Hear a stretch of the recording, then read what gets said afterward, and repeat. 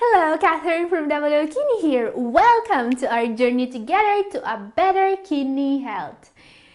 There are 3 surprising ways to cleanse and, most important, to detox your kidneys you may not know about. This is not your everyday kidney cleanse with smoothies and teas. These 3 unusual ways to detox the body may be extremely beneficial for your kidneys. The first one I want to show you today is a home remedy with cleansing properties so powerful that it has even been used as an alternative to dialysis in patients with stage 5 kidney disease. And it's incredible that I never talk about this remedy. It's really impressive what it can do. Let's see it. It is activated charcoal. Okay, what is activated charcoal and why is it interesting for us? Activated charcoal is a fine, odorless black powder often used in emergency rooms to treat overdoses and poisoning. It's especially useful to clear the body from toxins, drugs, and some sedatives. But it also has a wide range of cosmetic uses, and it's often used as a remedy against bloating, gas, diarrhea, and more. The reason why this remedy is interesting for us is its ability to bind to toxins in the digestive system and to remove them. This cleansing property also seems to work on the undigested toxins impaired kidneys may be unable to filter. Activated charcoal seems to be especially effective at removing toxins derived from urea, uremic toxins, the main byproduct of protein digestion. Uremia, excess of uremic toxins, is the cause of most symptoms associated with stage 4 and 5 of kidney disease, including itching or uremic pruritus, but also swelling, troubled breathing, and nausea. It's basically the worst enemy of people with kidney disease. So it's clear that if this remedy is able to help you get rid of it, it will be incredibly helpful. It will remove a lot of burden from the kidneys and help them improve. And there are several animal studies to show that activated charcoal may prevent damage correlated to kidney disease. Now, as I was saying, activated charcoal has also been used as an alternative to dialysis.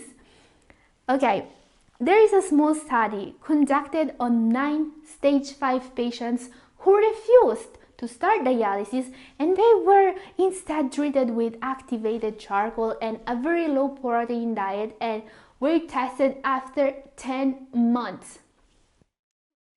The results are somehow shocking. These people needed dialysis and didn't receive it. The treatment with activated charcoal was so effective that all of them had a significant decrease in blood urea and creatinine levels. Take a look. This is a study published on a respectable peer-reviewed paper. Now, before you even think about starting using this remedy, there is one important issue with activated charcoal I want to show you. While it is true that activated charcoal is widely used to treat various problems, and it's also true that it has been used with some success as an alternative treatment to dialysis, there is a significant difference in dosage between the safe dose and the dose used to treat patients in stage 5. In the study that I've shown you earlier, patients with kidney disease stage 5 were administered 30 grams. Note that I'm talking about grams, not milligrams, of activated charcoal per day. Now, we're talking about a lot of activated charcoal here. It's not a few pills per day, it's a whole bottle. As you may see, the dosage recommended to treat gas and bloating and to detox the body is 1.200 milligrams per day. So you may imagine that there will be a huge difference in results between taking 30 grams per day and 1 gram per day. Also, while the side effects of taking 1.2 milligrams of this supplement per day are negligible, taking 30 grams of it will cause a mess if not properly supervised. Activated charcoal also binds to and removes vitamins and nutrients your body needs. But don't lose hope about this remedy because there could be a way to solve this problem. Activated charcoal in the highest dosage is being studied right now in patients with stage 3 and 4 of chronic kidney disease. The hope of the researchers is to find a way not just to avoid dialysis, but to effectively slow down the progression of CKD and to lower creatinine levels in patients. We are going to see some results from this study in 2021, so I'm keeping an eye on this study and my finger crossed because the possible application of a treatment like this are amazing. Now, if you didn't know about the incredible possibilities of activated charcoal-based detox, you may be asking yourself what to do with this new knowledge. My advice? There are several clues that tell us that this remedy may be helpful and safe for people with kidney disease stage 3 and 4. So, consult your doctor, show them the studies that I've cited in this video and see if this remedy may be of help for you. And also, share this video with anyone you know who may want to improve their kidney health. They may be interested in knowing more about this remedy. But as usual, I don't recommend taking supplements without an informed opinion from a doctor. It may be dangerous, especially when dosages vary this much. Now, before rushing to your doctor, there are other very surprising ways of detoxing your kidneys I want to show you today. The second uncommon detox is the heavy metals detox. If you have kidney disease, you are more at risk for the danger posed by heavy metals. Today, I want to show you how to avoid this threat. First, why are heavy metals a problem for people with kidney disease? Pollution is an always growing concern. It causes heavy metals to be on the ground we walk on, in the food we eat, in the water we drink, and in the products we use every day. This makes a small amount of heavy metal contamination unavoidable for everyone. But this contamination may become more dangerous when our body is not able to get rid of the toxins. This happens when the kidneys are impaired. To make things worse, the kidney is the filter of the body, and usually it's the organ most affected by toxin exposure and heavy metals especially. What are heavy metals? The heavy metals most commonly associated with poisoning of humans are lead, mercury, arsenic, and cadmium. These are substances that can easily build up without the at-risk party even being aware of many of the related symptoms until it is far too late. For example, lead poisoning may affect production workers, battery plant workers, welders, and soldiers and causes high blood pressure, pain in the abdomen or joints, and nausea. Mercury poisoning usually affects chemical workers, dental assistants, and hygienists, and also people who eat a lot of fish. It directly affects the kidneys and can cause fatigue, depression, irritability, and headaches.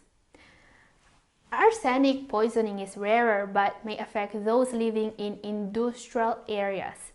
This is another poisoning that directly affects the kidneys. Now, there are various other types of heavy metal poisoning possible and various other symptoms. Now, it's important to understand that heavy metal poisoning is actually rare, but it is often associated with kidney problems. It can cause kidney problems. So, if you have kidney disease and if you also are in an environment where you're especially prone to heavy metal exposure, get checked. But consider that tests for heavy metals aren't routine. Your doctor will test you only if you show symptoms and there is a history of exposure or a good reason to suspect they are related to heavy metals. The bottom take here is that heavy metal poisoning is a serious health issue. While it only applies to few people, it's still better to be aware of this danger and find ways to get rid of the toxicity. Now, there is another detox that may be surprisingly beneficial, and this one works for basically anyone with kidney disease, especially those in stage 3 and 4. The alkaline detox. Fact: keeping the right acid-alkaline balance is surprisingly difficult for people with kidney disease. This happens because healthy kidneys are usually going to be able to efficiently regulate your blood pH level or acid concentration by removing the excess acid you get from what you eat. But when you have kidney disease, it's more difficult for your kidneys to remove all this extra acid from your blood. All this acid will cause damage to your body and also put a lot of strain on the kidneys, a lot of extra work. This is why it may be surprisingly beneficial to detox your kidneys from excess acid. How do you do this? There are 2 ways. First, you should focus on eating more alkaline foods and less acidic foods. Now, the benefits of a diet rich in alkaline foods are many. It may promote weight loss, prevent heart disease and osteoporosis.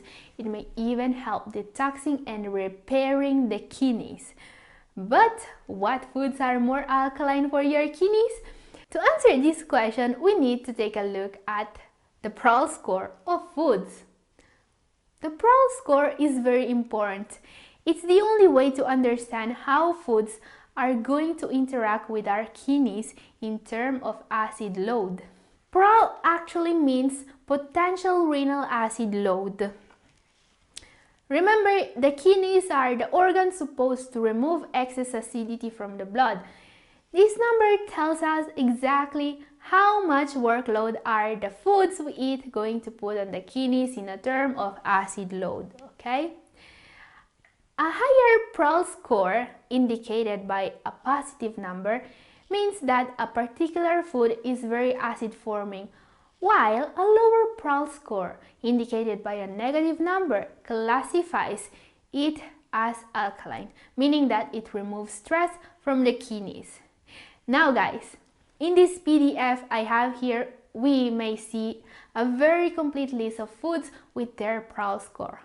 While it's safe to consider almost all grains very alkaline, almost all fruits alkaline, and meat and fish generally acidic, there are some surprises. For example, kiwi fruit is minus 4.1, as we can see, meaning that even if the fruit itself has an acidic taste, it will not add more acidity to the body. It will actually decrease it. Some for lemon, for example. Other excellent examples of healthy foods which will make your body more alkaline include kale, arugula, parsley, and many other greens. Now, this is the most complete list of foods and their PRAL score I have, and you can download it if you want. It is available for download from my website newhopeforkidneypatients.com, and the link is in the description. You can even print it and use it as a reference next time you go grocery shopping. Adding more alkaline foods to your diet will be a great way to detox your kidneys from excess acid. Just be careful and consult your doctor before doing significant changes to your diet. I also wanted to answer a question many of you guys asked me in my previous video about morning breakfast and coffee. By the way, if you haven't watched that one yet, save it because it was really interesting. However, many of you ask me if coffee is acidic and if it can be unhealthy for someone with kidney disease. Well, just like kiwi fruit and lemon, coffee may taste acidic, but it won't increase the acid load on the kidneys. It will slightly decrease it, as we can see here, which is good news in my opinion, given how many health benefits coffee has. Now, The second way to restore the acid-alkaline balance of the body is baking soda. Baking soda is a base, and this means that it will neutralize the excess of acid in the body. Yes, it detoxes the body from acid. When properly used, baking soda can make your body more alkaline, can lower your serum potassium levels, and can even help patients slow down the progression of chronic kidney disease. But baking soda is not going to give everyone the same results.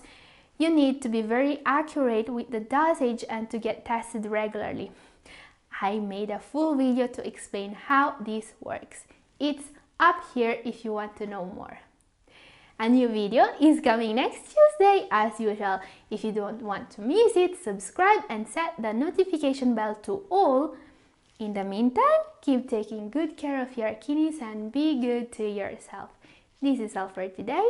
Thank you for watching.